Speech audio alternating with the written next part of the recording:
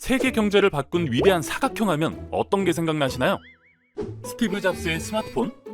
아니면 그 안에 들어간 최첨단 반도체? 아니면 더 거슬러 올라가서 문명의 발전을 앞당긴 금속 활자? 아니요. 단언컨대 컨테이너라고 말씀드릴 수 있습니다. 단순한 아이디어로 만들어진 사각형이 전 세계 경제를 바꾼 이야기입니다. 때는 1934년 미국 노스캐롤라이나에 한 청년이 살고 있었습니다. 당시 21살이던 그 청년의 이름은 말콤 맥린. 그는 노스캐롤라이나에서 뉴저지에 위치한 부두로 손뭉치를 운반하는 일을 했는데요. 열정 넘치던 초보 화물기사 말콤 맥린은 자신의 일에 대체로 만족했지만 딱 하나 마음에 들지 않는 게 있었습니다. 그건 바로 트럭에서 짐을 내리는 하역 작업을 하루 온종일 기다려야 하는 거였죠. 1950년대까지만 해도 모든 화물은 항구 노동자가 트럭에서 일일이 수작업으로 내려서 배로 옮겨야 했습니다. 수백 명의 노동자들이 달라붙었고 이 과정이 길게는 몇 주씩 걸릴 정도였죠. 도난이 빈번했던 건 말할 것도 없었습니다. 또 비용도 많이 들어서 태평양을 건너는 운송비보다 항구에서 짐을 싣고 내리는 상하역 비용이 더 클 정도였죠. 그러다 보니 물류비가 상승하고 수입품들의 가격이 비싸질 수밖에 없었는데요. 그러던 어느 날 평소처럼 하역 작업을 한없이 기다리던 맥린은 문득 이런 생각을 떠올렸는데요. 트럭에 실린 짐을 트레일러째로 선박에 옮길 수 있다면 좋을 텐데. 하지만 돌아온 반응은 싸늘했습니다.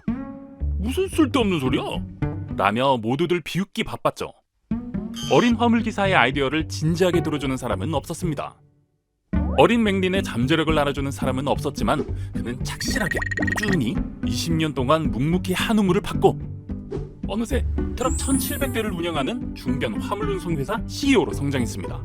그리고 맥린은 승승장구하던 회사를 과감하게 팔아버립니다. 이후 시랜드라는 선박 운송회사를 차리는데요. 모두에게 비웃음을 샀던 자신의 아이디어를 실현하기 위함이었죠. 마침내 맥린은 세상을 바꾼 혁신적인 발명품을 탄생시키는데요. 글로벌 물류와 전 세계 무역의 판도를 뒤바꾼 위대한 사각형 컨테이너입니다. 강철로 만든 이 튼튼한 상자는 밀폐 구조라 비, 바람에도 강하고 화물을 빼가려는 도둑들에겐 어림도 없었습니다. 또 가로 세로 규격이 표준화되어 전 세계 어디서나 동일한 방식으로 활용될 수 있게 설계되었는데요. 이로써 최초의 맥린의 아이디어처럼 수작업으로 일일이 화물을 내리지 않아도 그대로 선박에 올리고 또 트럭으로 다시 깔끔하게 내릴 수 있는 시스템이 구축되었습니다.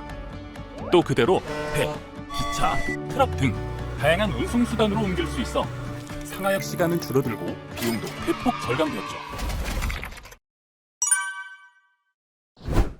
1956년 4월 26일은 세계 물류 역사에서 기념비적인 날로 기록됩니다. 트럭 화물기사 출신의 맥린이 컨테이너를 활용해 최초의 컨테이너선을 출항시켰기 때문인데요. 2차 대전에서 쓰이던 군함을 개조한 아이디얼 X호에 네모난 컨테이너 박스 58개가 실린 날이었습니다. 기존 수작업 방식과 비교해 선적 속도는 압도적으로 빨라졌습니다. 컨테이너 한 개를 배에 싣는 데 걸린 시간은 불과 7분, 길게는 몇 주가 걸리던 전체 선적 작업은 8시간도 채 걸리지 않았습니다. 컨테이너 시스템 도입으로 운송비도 드라마틱하게 낮아졌습니다. 기존 톤당 5.83달러의 운송비는 무려 36분의 1 수준인 16센트로 낮아져 90% 이상이 절감되었죠. 하지만 이 효율적인 컨테이너 시스템이 바로 전 세계 항구로 확산된 것은 아니었습니다. 한 가지 걸림돌이 있었기 때문인데요. 바로 막대한 시설 투자가 필요하다는 것이었죠. 컨테이너 전용 부두 건설과 컨테이너를 들 크레인 등 인프라 투자가 없이는 사업 확대는 힘들었습니다.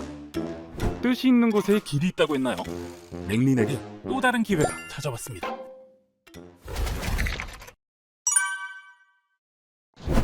때는 1960년대 초반, 베트남 전쟁이 발발하자 미군은 대량의 군수품을 빠르게 운송하기 위한 방법을 찾고 있었습니다.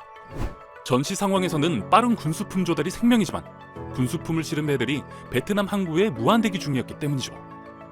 그때 채택된 것이 바로 맥린의 컨테이너 시스템이었습니다. 맥린은 베트남 컴란만에 대형 컨테이너 항구를 구축하며 컨테이너의 효율성을 보란듯이 입증해 보였습니다. 그 결과 미군의 군수물자 보급 속도는 획기적으로 개선될 수 있었죠. 군수물자 수주로 다시 한번 성공을 맛본 맥린에게는 또 다른 고민이 있었습니다. 베트남으로 가는 컨테이너는 군수품으로 꽉 찼지만 돌아오는 길에는 텅텅 빈 컨테이너뿐이었던 것이죠. 13,000km나 되는 긴 거리를 비어있는 컨테이너로 되돌아오는 건 비용과 효율 면에서 심각한 문제가 아닐 수 없었죠. 깊은 고민에 빠졌던 맥릴. 그는 특유의 기업 가족 감각으로 또 한 번 한나라의 명운을 바꾼 놀라운 결정을 내리게 됩니다. 돌아오는 길에 일본 들러서 화물을 싣고 오는 거야. 1968년 9월, 일본에서 미국을 향해 처음으로 컨테이너가 떠났습니다. 컨테이너 안에는 일본에서 만든 트랜지스터 라디오, 소니 워크맨, 그리고 다양한 가전제품들이 가득 실려 있었죠. 이 물건들은 미국 시장에서 불티나게 팔렸고, 이를 계기로 일본은 경제대국으로 도약하게 됐습니다.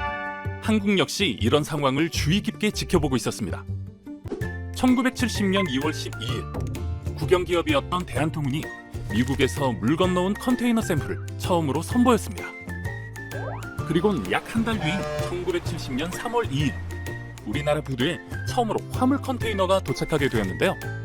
대한통운은 이를 계기로 인천항에 컨테이너 선을 월 2회 정기 취항하며 본격적으로 컨테이너 운송에 나섰습니다. 이와 동시에 한국 정부는 컨테이너 부두 건설에 박차를 가했습니다.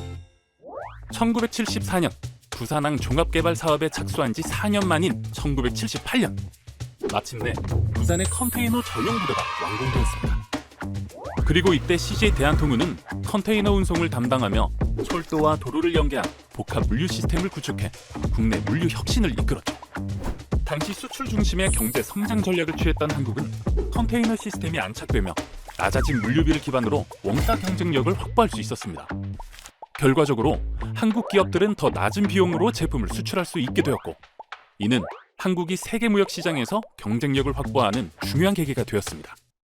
그래서 그런지 1970년대 수출입 관련 뉴스 화면에는 이런 컨테이너 크레인이 단골 손님으로 나오곤 했죠.